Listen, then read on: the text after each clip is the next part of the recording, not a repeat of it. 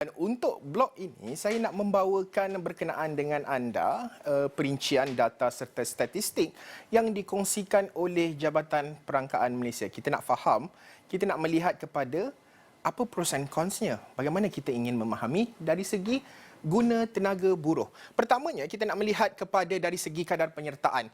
Di mana kalau kita nak bandingkan pada suku pertama 2021 dan juga 2022, terdapat peningkatan 0.4%.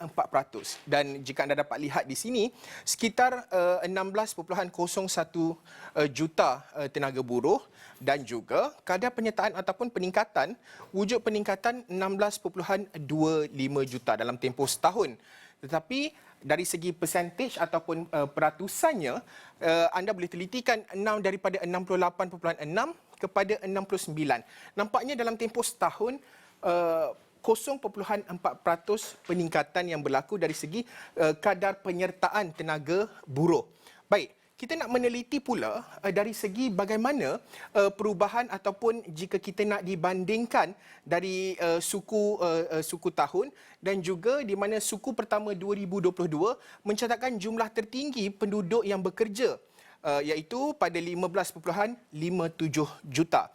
Dan apabila kita bercakap berkenaan dengan jumlah yang bekerja sebenarnya, dalam tempoh setahun, kita nampak signifikan ataupun peningkatan yang mungkin nak kata begitu tinggi, tidak. Nak kata begitu rendah pun tidak. Tetapi trennya kita nampak peningkatan sejak daripada suku kedua 2021 di sini sehingga ke suku pertama 2022.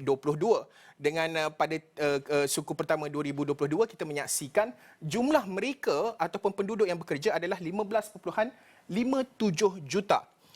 Selepas ini kita nak memahami dari segi bagaimana ianya memberi impak kepada kadar pengangguran. Baik, kadar pengangguran menunjukkan tren penurunan.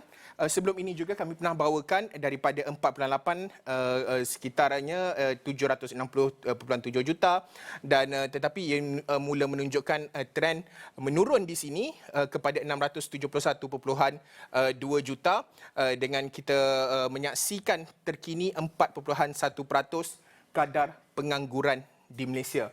Tetapi kalau kita memahami dan juga meneliti dengan lebih mendalam berkenaan dengan isu ini, dari segi jumlah jam bekerja, kita nampak ianya juga menunjukkan tren yang sama iaitu sudah tentu sektor ekonomi telah pun dibuka, ramai yang telah pun memulakan kerja, perniagaan dan sebagainya. Jadi jumlah jam bekerja juga menunjukkan peningkatan. Pada masa sama kita dapat lihat secara umumnya berlaku peningkatan ataupun berlaku ketidakseimbangan dalam beberapa sektor. Jadi kita nak memahami berkenaan dengan perkara ini, saya nak bersama dengan Profesor Dr. Balakrishnan Parasuraman yang merupakan Profesor Sumber Manusia, Fakulti Keusahawanan dan Perniagaan Universiti Malaysia Kelantan yang juga Fellow Penyelidik Pusat Sumber Manusia Kebangsaan HRD Corp. Prof, terima kasih kerana sudi bersama dengan Niaga Awani. Pertamanya, bagaimana kita ingin memahami data-data yang saya kongsikan tadi? Kita nampak trennya menunjukkan sesuatu yang positif. Jumlah pengangguran menurun, mereka yang bekerja terlibat dalam industri juga meningkat. Tetapi secara keseluruhannya, adakah kita akan berdepan lagi dengan isu sumber manusia, guna tenaga kerja di Malaysia ini kerana ada industri-industri yang masih lagi mengharapkan pekerja asing? Pandangan Prof. Okay, terima kasih Encik Ashraf. Selamat pagi kepada semua rakyat Malaysia. Saya rasa macam ni, kita dalam proses untuk mengadaptasikan keadaan kita sebenar daripada pandemic to endemic lah. Kalau Encik Ashraf nampak keadaan sekarang ni, nampak banyak industri telah mula nampak ada perubahan drastik berlaku di mana pekerja-pekerja sudah mulai masuk Dulu kita bagi macam jam bekerja dipendekkan, ada flexibility dan sebagainya waktu pandemik. Dan sekarang ni dia dah balik semula. Encik Ashraf tengok ramai orang sudah ceria, muka dia happy, all this lah. Tetapi apa yang berlaku saya nampak, dan tadi data-data tadi ditunjukkan oleh Encik Ashraf tu memang peningkatan tu macam tak begitu drastik lah. Masih lagi dalam proses untuk adaptasikan dan nampaknya majikan ada industri memang sebab dari dulu lagi seperti industri peladangan, sektor-sektor construction, semua ni memang tak ada pekerja dari dulu lagi. Jadi sekarang ni apabila dibuka, sukar sikit Malaysian workers nak masuk ke dalam sektor berkenaan, maka mereka terpaksa kena mencari pekerja lah. saya difahamkan berapa HR manager tengah mencari tahu, mereka pergi ke Pahang, ke negeri Sarawak, Sabah, tapi masih tak boleh dapat pekerja. Jadi ekonominya sudah dibuka. Jadi maka ekonomi buka, dia kena menampung sebab if the ekonomi tidak dibuka, macam mana kita nak nampak kesan kepada keseluruhan ekonomi Malaysia, GDP dan sebagainya. Jadi dalam konteks ini saya berharap pekerja hari ini kan yang masa sekarang ni banyak perubahan berlaku dalam structure human resource sendiri. Bukan lagi macam dulu lagi ya. Pemilihan pekerja, selection semua dah berubah. Jadi kita sekarang ni menggalakkan pekerja-pekerja tempatan memasuki industri seperti perhotelan, peruncitan dan lagi lah yang lebih selesa sikit banding dengan yang lain. Tapi sekali lagi saya menekankan di sini, pekerja asing yang kita katakan melonjak masuk ke dalam Malaysia ni, kita kena hadkanlah tentang beberapa sektor. Dan saya juga sangat memohon jasa baik majikan untuk legalize mereka. Tak ada lagi yang illegal. Sebab dulu pandemik, kalau Encik Asra nampak, pandemik tu banyak yang illegal telah tak dapat keluar kan. Mereka duduk dekat rumah. Jadi sekarang ni isunya ialah macam ni. Guna tenaga ialah penting untuk negara mana-mana negara pun, sama juga negara-negara luar negara development nation pun dia perlu juga pekerja. Tapi berapa banyak kita ambil tu kita yang tentukan. Jadi Malaysia sebagai negara yang progresif di kawasan Asia ni, saya rasa dalam labour market ini kita memang agresif, tapi agresif tu kita kena tengok balik polisi yang ada. Ada tak polisi-polisi yang sedia ada tu menampung labour market yang ada sekarang? Dan isunya sekarang ni bagaimana nak galakkan pekerja tempatan ini. Saya dah banyak kali mengatakan, pekerja tempatan ini dia punya lain daripada pekerja asing. Pekerja asing datang sini, mereka tinggalkan family dekat sana. Mereka duduk rumah 20 orang, 10 orang, mereka tak kisah mereka, tapi Malaysia lain. Jadi polisi sumber manusia sedia ada tu kena lihat balik semua ni. So bagi saya macam ni, pandemik telah memberi banyak pelajaran, pengajaran kepada syarikat-syarikat dan juga pekerja sendiri, di mana kita kena melihat balik adakah polisi sumber manusia dalam syarikat itu menampung kepada keperluan needs of the local employees. And local employees pula bertukar fikiran untuk keadaan sekarang nak dapat kerja susah Encik Asraf, bukan senang. Saya dah baru balik Terengganu, saya terjumpa beberapa pelajar yang universiti kerja selama 2 tahun dalam gaji minimum. Trendnya sudah jadi kepada gaji minimum. Jadi ini trend tidak begitu sehat kepada labour market. Sebab graduate ini patutnya masuk dalam tahap tinggi. Nampaknya dengan kenaikan gaji yang diumumkan oleh Ahmad Perdana Menteri, menarik pula graduate nak masuk. So mereka tak ada kerja. Jadi saya nak lihat semula kepada polisi yang ada dalam higher education.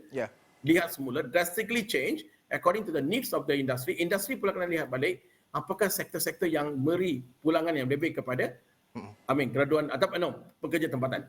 So saya tidak menghalang kemasukan pekerja luar negara, jiran daripada Indonesia ke Nepal, tetapi kita kena tengok sektor mana diperlukan. Ini banyak kali di forum kita bincangkan. Jadi tiba masa kita selepas pandemik ini kita belajar daripada apa yang berlaku di Malaysia. Jadi itu yang saya lihatlah secara keseluruhan, Encik Asraf. Ya, Prof, antara Prof bercakap berkenaan dengan polisi, sudah tentu apabila melibatkan polisi, sebelum ini saya ada ke Pulau Pinang dan juga ke beberapa negeri lain sewaktu sempadan telah pun dibuka, kita nak melihat dari segi sektor pelancongan. Sebagai contoh, hotel, perhotelan, mereka sedia, pengurusan hotel sedia untuk menerima pelancong. Tetapi antara isunya adalah mereka tidak mempunyai jumlah pekerja yang cukup. Antara alasan adalah mereka perlu mengukuhkan semula kewangan mereka, dan apabila nak usaha untuk mengukuhkan kewangan baru mereka boleh masukkan pekerja sedikit demi sedikit. Bercakap soal polisi, apa lagi yang perlu dilakukan oleh kerajaan dalam mengukuhkan polisi sedia ada untuk memastikan bahawa mereka ataupun golongan syarikat-syarikat yang nak hire, nak ambil pekerja-pekerja dapat meneruskan usaha untuk recruiting, mengambil pekerja-pekerja masuk ke dalam industri pada ketika yang cukup mencabar ketika ini. Pandangan Prof. Okey. Pertama saya melihat macam ni, promosi besar-besaran perlu dilakukan oleh Kementerian Sumber Manusia yang dipertanggungjawabkan untuk menjaga labour market kita di Malaysia bersama dengan agensi-agensi lain. Jadi promosi ini kena dibesar kerana kita baru keluar daripada pandemik to endemik. Nampaknya, what I'm seeing that kita kena come up with beberapa package yang di polisi kebangsaan itu. Saya melihat undang-undang, memang sekarang ada banyak undang-undang perubahan. Saya ucapkan terima kasihlah kepada Kementerian Sumber Manusia yang ambil inisiatif yang sangat baik, di mana masa bekerja pun dikurangkan. Kita ada macam suami boleh ambil cuti 7 hari. Ini saya cakap dalam sektor swasta, bukan dalam kerajaan. Jadi nampak banyak benda berlaku, tetapi adakah info ni sampai kepada pekerja? Pekerja ni macam ni. Mereka ni bukan bekerja untuk gaji satu nilai yang penting, tapi mereka kena ada sampingan package-package yang ada ni. Jadi dalam keadaan sekarang ni, kerajaan mestilah flexibility tu kena ada. Macam mana fleksibel? Jadi promosi besar-besaran perlu dilakukan. Saya difahamkan, memang ada, tetapi kena pergi akar umbi. Jadi saya cadangkan macam ni, kita kan ada kawasan parlimen, kita kan ada state negeri, kita ada setiap ahli parlimen tu mainkan peranan penting dalam kawasan mereka. Itu sangat penting. Saya sangat-sangat memerlukan bantuan jasa ahli-ahli parlimen yang dipilih oleh rakyat. Rakyat ni termasuklah golongan muda, golongan pekerja. Golongan pekerja ini mewakili peratus yang besar dalam konteks Encik Ashraf. Jadi why not ahli parlimen turun padang? Dulu lain, sekarang lain. Jadi sekarang ni tak kisah mana-mana parti, tak kisah. Selagi kita dipilih, kita bawa asrat kerajaan polisi itu. Memang polisi memang terbaik. Saya bagi tahu. Memang dalam keadaan nasional tu ada. Tapi sampai ke situ, kita kena buat promosi yang besar-besaran. Satu, kita kena bagi tahu rakyat. Okey, ini perubahan berlaku di peringkat kebangsaan. Ini yang perlu akan. Jadi kita kena mendekati. Lepas tu syarikat-syarikat pula kena bagi banyak flexibility. Macam mana data-data terkini, kita kena bagi tahu apa yang berlaku. Sekarang ni kita tidak ada data, Encik Ashraf. Bila sebut pekerja asing, di mana kita nak cari data? Okey, ilmiah dan Jabatan Statistik, saya ucapkan terima kasih ya. Jabatan Statistik Negara kini ya, dia open the data tau. Bersemua tadi Encik Ashraf pun tunjukkan itu baik. Tetapi adakah benda ni sampai kepada rakyat yang di bawah tu? I'm talking about rakyat di bawah ni. Jadi tadi Encik cakap, betul Encik Ashraf, sekarang ni hotel dah penuh. Cuba tengok Ramadan tu kan, berapa penuh. Jadi sekarang ni, dulu kita berhentikan pekerja sementara waktu saja. Kita kena panggil balik mereka. Jadi pekerja-pekerja ini yang diambil balik itu, kita kena jelaskan secara jelas apakah package yang kita nak bagi, kontrak macam mana. Pekerja ini dia mau kontrak yang berpanjangan, dia tak nak kontrak yang ni. Tapi aspirasi orang muda sekarang lain. Bukan macam dulu lagi Encik Ashraf, mungkin zaman saya lain. Sekarang lain. Jadi pihak-pihak yang tentu yang ada kepentingan dalam negara, termasuk majikan, termasuk satuan kerja, mesti membuat promosi bersama dengan jadi yang akan buat ialah policy maker. Saya kerap kali mengatakan supaya Yang Amat Berhormat Perdana Menteri jadi chairman dalam isu sumber manusia, difasilitasi oleh Yang Berhormat Menteri Sumber Manusia dan sebab. Jadi saya rasa mereka pegawai-pegawai kita memang kerja kuat. Tapi kita kena ada juga sokongan daripada pihak lain, termasuk NGO. Jadi kita jangan melihat apa yang kita kelemahan negara kita, jangan lihat lagi apa yang kita boleh buat. Macam Shakespeare cakap, what I can do contribute our country, termasuk pensyarah, universiti, VC dan sebagainya. Baru kita boleh selesaikan Encik Ashraf. Kalau tidak, kita akan bincang lagi another pandemic pula. Baik.